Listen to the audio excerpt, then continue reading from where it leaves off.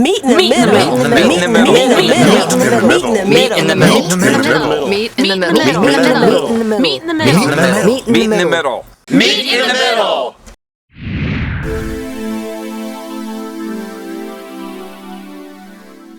Hi, we're here with Michelle Clunie at Meet in the Middle.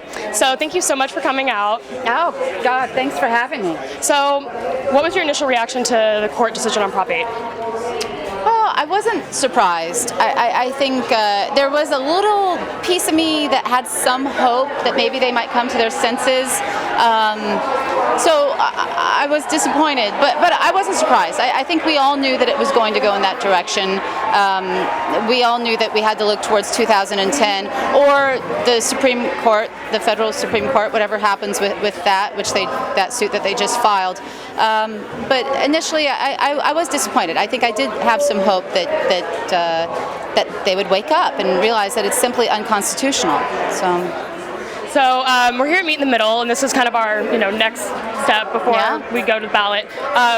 What are some of the approaches that you're taking? I know you're really involved with a lot of organizations, and what do you think some of the next steps should be for getting this repealed? Well, I think everybody has to get involved with their grassroots organizations. I think it is really taking care of your community, making sure people are registered to vote, making sure you have conversations and dialogues and you're reaching out to people, not just preaching to the converted, that we're reaching, as they would say, across the aisle to the people, our churchgoers, our African-American constituents, the Latinos, and making sure that they haven't been too brainwashed, that we can re-educate them, reintroduce ourselves to that community, and hopefully change some minds. I think that's what we need to do. I think we have a lot of work to do in the Inland Empire.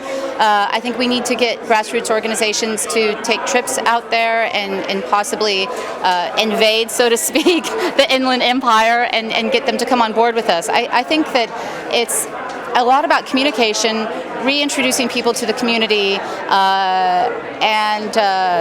and possibly reframing the issue. I think that's something we need to look at the language. I think a lot of times liberals and Democrats, but liberals tend to use the opponent's language, and we depend on them to set the terms of this is how we're going to talk about it.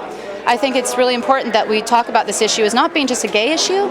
I don't think the gay community owns this issue alone. I think we need to start speaking about it as a civil rights issue, and that it is every American's fight. That it's not just the gay community, it's not just their struggle to bear, that every American that believes in the Constitution of the United States, which our forefathers gave us, we need to use our voices. Straight allies need to stand up and speak up for this community, because it's simple discrimination when you take one group of citizens and turn them into a second-class group of citizens. That's plain and simple discrimination, and it can't be tolerated, not in this country. Awesome. Well, thank you so much again for being here and all your support, and Thanks. we really, really appreciate it. Thank you.